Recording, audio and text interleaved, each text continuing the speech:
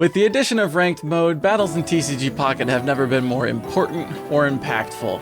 As such, people are looking for the best strategies and deck builds to help them climb the ranks. Well, look no further. Hello and welcome back to TriBit Council, where today we will start the first in a series of 5 videos covering deck builds. Each day for the next week or so, we will go in depth covering a deck that seems to be doing pretty well in the ranked space. And you know what? On top of that, we'll show you a practice battle just to kind of have you understanding everything you can about this deck. But that's not all. Sure, you could use next video's deck because you think it's better, or because you don't have the cards for it, or maybe you just like it more. But let me add one more reason on top of that for you. What if I told you that each deck that we showcase in these videos will in some way counter the deck that we showcased in the video prior? For example, today we were talking about one of the most consistently used decks in the current meta, Arceus Dialga. This deck is awesome because it's tanky, it sustains well, it does a lot of damage, and it's consistent, despite being a little bit costly in the energy department. Well, that's all great. But if you're tired of this deck, or if you're just tired of seeing it around in general, tune back in tomorrow, because we will have a deck ready to showcase that will help you take it down. All right, I've over-explained enough. Let's just get into this. First, let's talk cards. This deck consists of 2 Arceus EX, 2 Dialga EX, 1 Mew EX, 1 Landform Shaman, 2 Potions, 2 Pokeballs, 2 Giant Capes, 1 Rocky Helmet, 2 Professor's Research, 2 Leaf, 1 Sabrina, 1 Cyrus, and 1 Red. Now that we know the players, let's talk energy and where everyone fits in the lineup. This deck uses Steel energy only, which may seem strange since we have 4 different card types present, but it'll end up working out just fine in the end. Arceus is colorless, so the boy can utilize just about any energy you throw his way.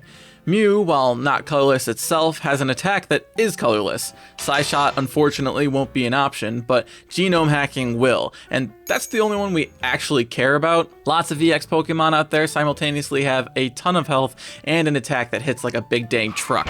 So, with Genome Hacking, you can turn that against them. Lastly, Shaman.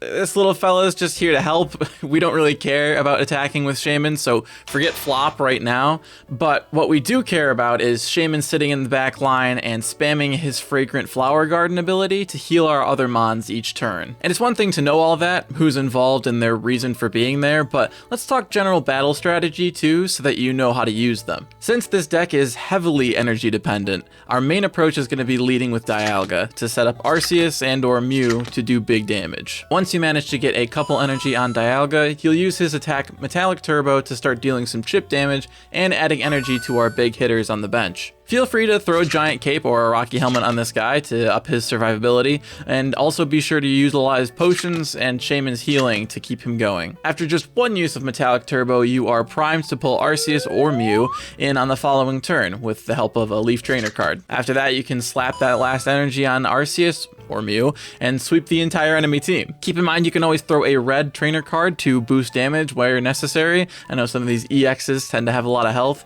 And also be sure to have a full bench, that way you're maximizing Arceus's ultimate force damage. But this is all just theory, you guys. Why don't we hop into a real actual ranked battle with this deck to show you how it works. Here in the Great Ball League, hopefully the Master Ball League pretty soon. It's been going pretty well. It just takes a little while to climb up through the ranks, and I haven't had a ton of time to play. But we've got the meta deck here, aptly named. I'm sure you've seen it everywhere. So let's just jump right into the battles and see what we get.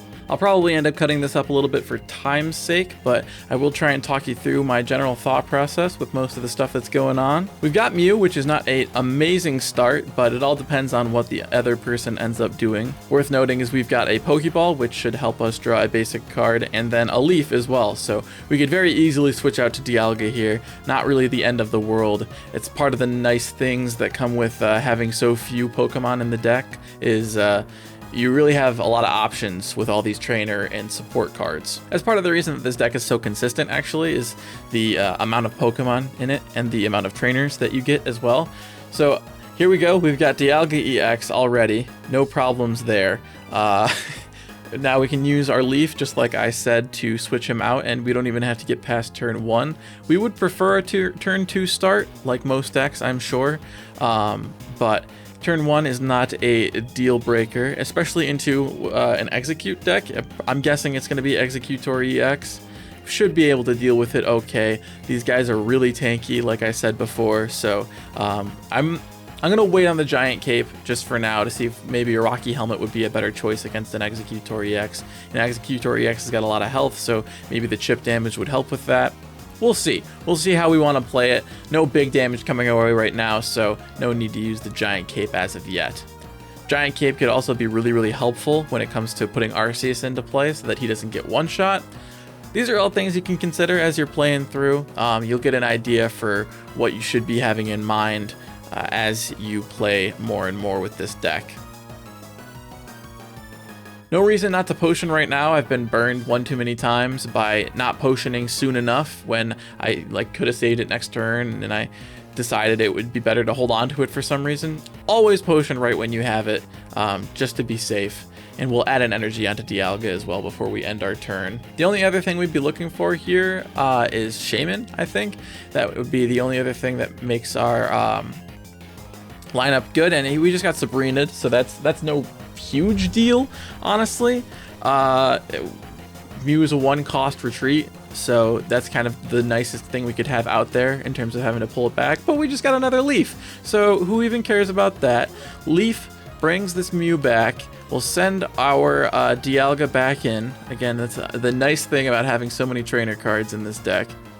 And we are ready to start stacking energy onto our Arceus to start doing major damage within the next turn or so. And that's only assuming the Execute doesn't die before that. I mean, this guy needs to put his Executor EX out there now if he's going to save this or just some other basic Pokemon, because pretty soon we're going to wipe him for not having any cards at all on the field. Kill him.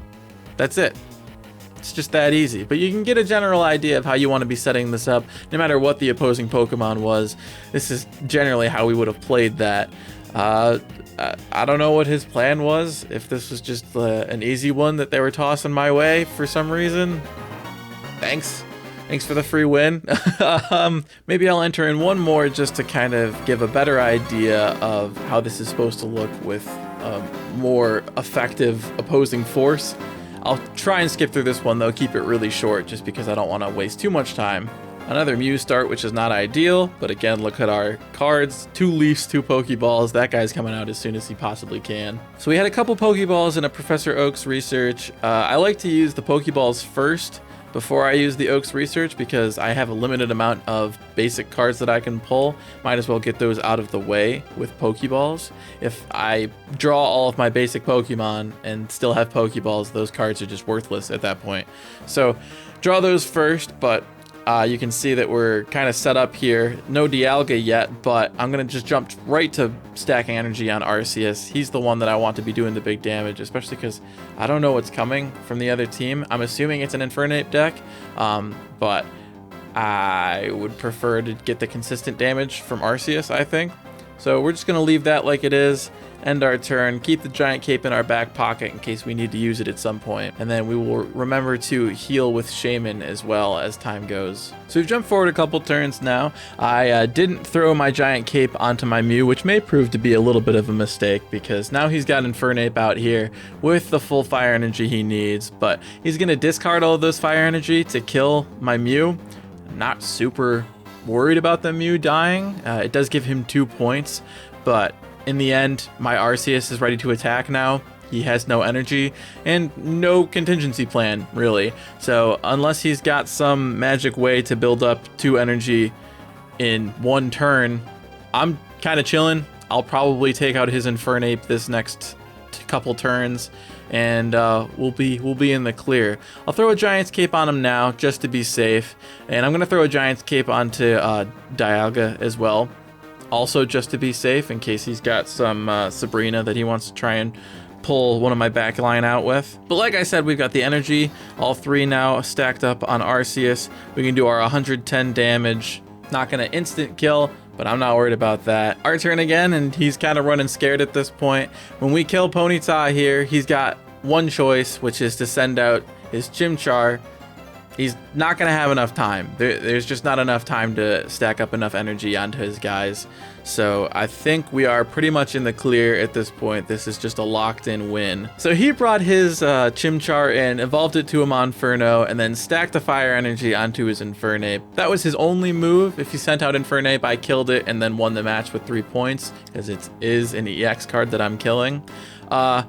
Unfortunately for this guy, even if I didn't have a Cyrus in my deck right now, I would kill this Monferno. He would add an extra energy to his Infernape. I would heal my Arceus, which this might actually make him forfeit, and he still wouldn't be able to kill me with Infernape.